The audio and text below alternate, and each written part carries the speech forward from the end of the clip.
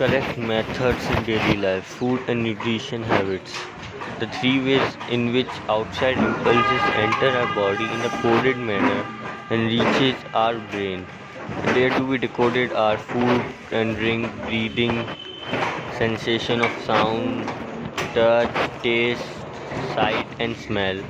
Between these, there are five human physical senses being made use of. All of our thinking arises out of this play of incoming coded impulses and outgoing decoded thought. Sleep and sex are byproducts of this action and reaction, so that when the reaction reaches a certain flood resultant intensity, the action is intercourse, and when it reaches the ebb tide, the result is sleep.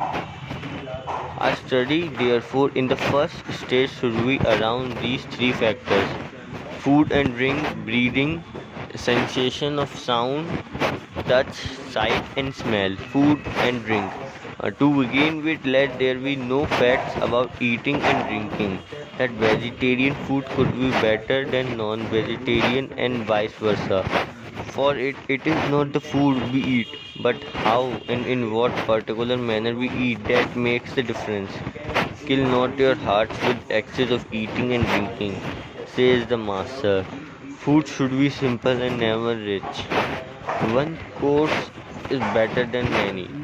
Do not begin like a hungry lion, but with gratitude that we have been given a chance to live this human life as a stepping stone to a much higher life. As in sleep, we should curtail the size of a meal and its frequencies, and by very low stages form of new habits of eating. Do nothing in hurry. Therefore I say unto you not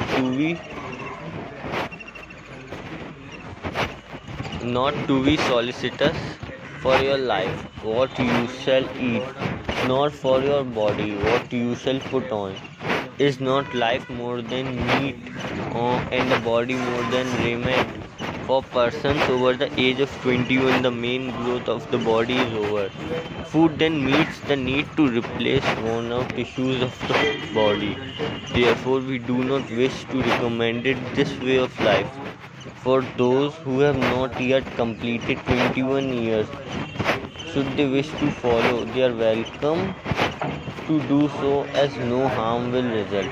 Our main reason is recommending is that the seriousness of the life should not be brought in too early in life, unless of course it surges from within a person. If we avoid waste of physical, emotional, and mental energy, we should be able to create a great economy, so that with controlled food habit and reduced food intakes and less of sleep, we will feel better and fresher and healthier.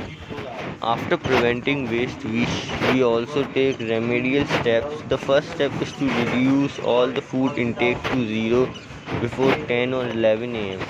This should be done gradually over a period of 15 to 20 weeks. The only one meal between 10 am and 2 pm, depending on convenience and other circumstances, should be the major meal for a time. Nothing should be done simply because of feeling that we are missing something.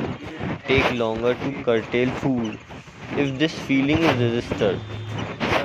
Make no use of willpower, and do not mention to anyone that you are on diet. You are certainly not dieting, but only correcting.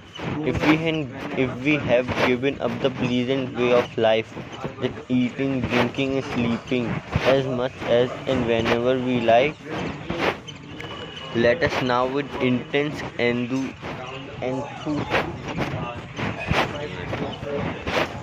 let us now with intense and enthusiasm find great happiness in outgrowing all stabilized wrong habits of food and sleep. Let us not having water or any other drinking during meals and thereby give our internal system the opportunity to do its work. We have not formed a habit of taking something with tea in the afternoon or evening. Let us therefore, over a period of 15 to 20 weeks, slowly eliminate all food intake till the night meal. Slowly but resolutely reduce the food intake at the night meal over a further period of 15 to 20 weeks. Then drop this night meal altogether. Now let the body be accustomed to one meal only anywhere between 10 a.m. to 2 p.m. and certainly never after 4 p.m. should any food enter the body. It does not matter how long one takes to come to one meal a day without the feeling of weakness or sacrifice. There should be no added fruits, milk, juices besides our one normal meal. We should take more time if necessary till we are finally convinced that our one meal constitutes a balanced diet. A well balanced diet with an ill balanced way of life is more harmful to physical, mental, and emotional life than an ill balanced diet with a balanced way of life. This is not to deny what science has to recommend it, for science is perfectly right in recommending a well balanced diet and an 8-hour well balanced sleep. With our present ill balanced way of life, the average person would die young. All the talk of well balance and sleep and life are good, but as all good is relative, they are good in relation to person. In all cases, changes should be gradual yet sincere and resolute. Some may prefer the dinner to lunch because of social obligations. Let us quote here,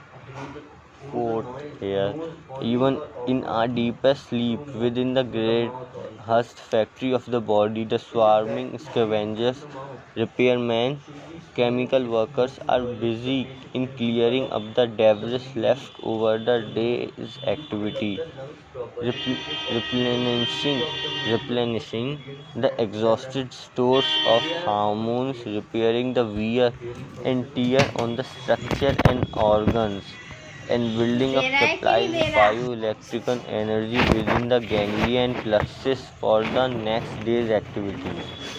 There are important functions going on inside the body when we rest at night. The workers within should be exhausted further by eating at the night and thus adding to the other important functions, the extra function of the digestion and excretion. We should therefore endeavor not to put into the stomach anything after 4 p.m. local time. If we feel that we have to oblige something like accepting an invitation to dinner party or wedding, we should join in without making a fuss. But we must compensate on that day by foregoing the usual lunch and on the next day following by eating nothing at all. The day the day after that, the usual midday meal. Suppose we have dinner on Saturday night, then on Sunday we miss our midday meal and the whole Sunday eat nothing. On Monday, as usual, we take our midday meal. It is not harmful to eat after 36 hours once we are used to of 24 hours, but normally it is not proper to have anything after 4 p.m. and the less we indulge in dinner the better. Nature has not created anything better than water to drink. Man has not manufactured anything better than water either. An occasional cup of tea or cup of coffee is understandable. Never put into the system of any kind of alcoholic drink, either diluted or neat in any quantity. It is the most damaging substance a human body can be subjected to. Take this thought for a serious thinking. Am I some am I some insignificant mortal, or am I the very essence of God? What does it matter what I am? It is how I live that matters. To live, I have to drink, eat, and sleep. Therefore, how I eat, drink, and sleep is important. To live, I have to breathe. Therefore, how I breathe matters. To live, I have to think. Therefore, how I think matters.